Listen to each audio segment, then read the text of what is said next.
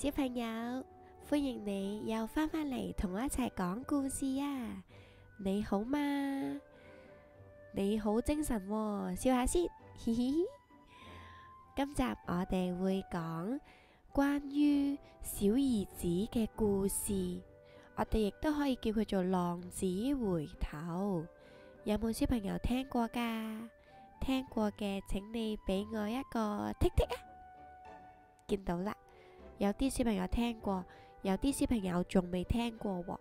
唔緊要，我哋而家一齊再去講呢個故事咯。呢三個人呢，佢唔明白點解主耶穌，呢個係主耶穌啊？點解主耶穌成日都會同一班罪人，成日都同一班做錯事嘅人喺一齊嘅？主耶穌就同佢哋解釋天父對我哋嘅愛。於是就講咗個故事俾唔明白嘅人聽啦。個故事就係關於有個爸爸有兩個仔仔，一個係哥哥，一個係弟弟。呢個就係弟弟嘞。呢個爸爸呢，諗住佢返去天父身邊，離開呢個世界嘅時候，就會將佢嘅財產分俾哥哥同埋弟弟嘅。但係呢個弟弟好心急啊，佢好想即刻就要晒爸爸啲錢喎，所以佢就同爸爸講話，俾住佢啲錢佢先啦。爸爸有冇做到啊？唉，爸爸有啊，爸爸就俾咗嗰一半個小兒子，小兒子就離開呢個地方，去咗另外一個國家。小兒子本身好有錢嘅，但係佢用晒啲錢啦，冇晒錢啦。再加上呢個地方遇上饑荒冇嘢食，跟住佢就去一個地方打工，佢就幫一個主人呢去餵豬，但係佢都好肚餓啊！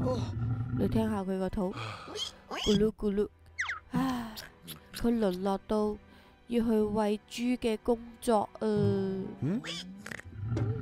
哦，隻豬好搞笑喎，啲豬呢就食到好飽啦，但係呢個小兒子佢就好肚餓啊，成日都食唔飽，有陣時仲會同豬爭嘢食，佢仲會食豬嘅食物添啊！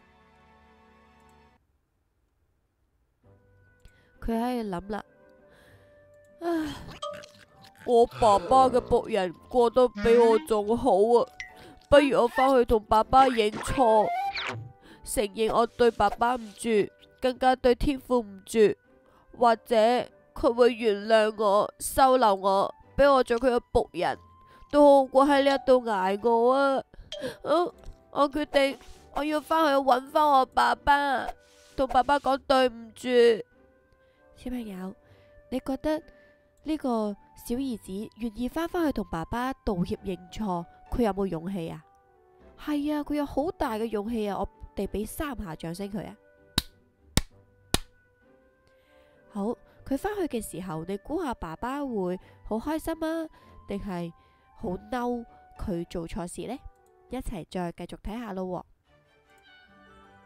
呢個小兒子行啊行嘅時候，喺遠處見到爸爸，爸爸就走過嚟攬住佢啦。爸爸好開心啊！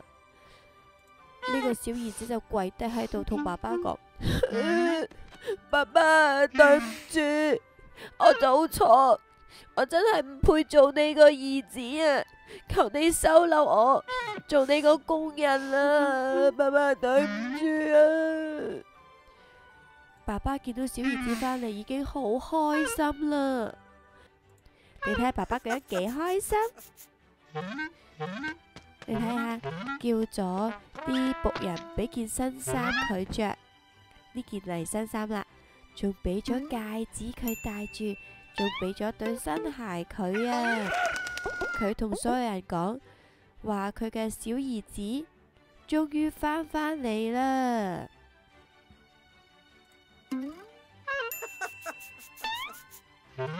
你睇下佢哋嘅樣都幾開心喎。但係呢個時候哥哥唔開心啊！你睇下哥哥喺度，佢好嬲啊，好唔開心啊！佢就同爸爸抱怨，佢就話啦：爸爸，你實在太唔公平啦！我咁認真做嘢，乜嘢都得唔到，細佬就好啦，佢花晒啲錢，而家又再翻返嚟，你就同佢慶祝。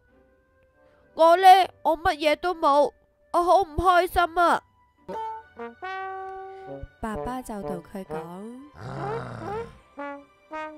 哥哥，我所有嘅一切都係你噶，但係你細佬係死過翻生，失而復得，我哋梗係要歡喜快樂慶祝啦。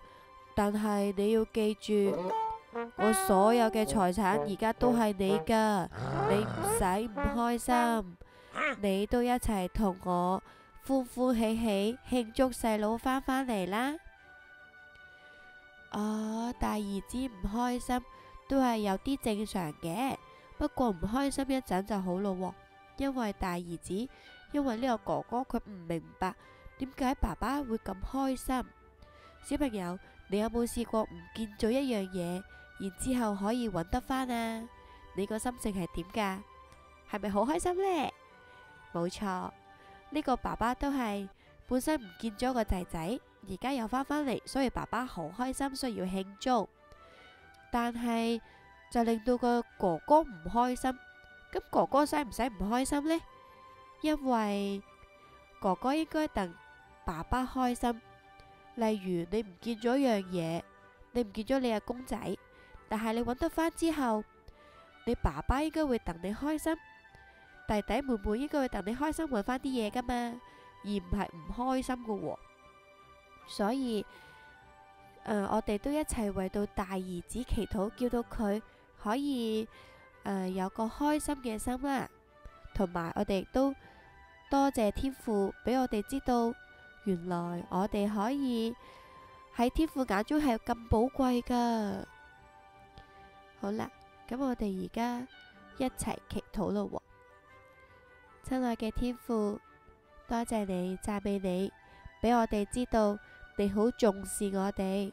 當我哋好似羊一樣走失咗，我哋翻返嚟嘅時候，原來你會好開心，你會同我哋一齊慶祝。主爸爸，多謝你，求你幫助我哋都有一個寬宏大量嘅心，叫到我哋識得為別人高興。主耶穌，我哋而家將到哥哥交上俾你，求你祝福呢個哥哥，叫到佢都要開心，弟弟返咗嚟。主耶穌，多謝你，亦都叫到我哋明白你好愛我哋。只要我哋願意返返去你嘅身邊嘅時候，你就會好開心，你唔會嬲我哋。多謝你咁愛我哋，咁接納我哋。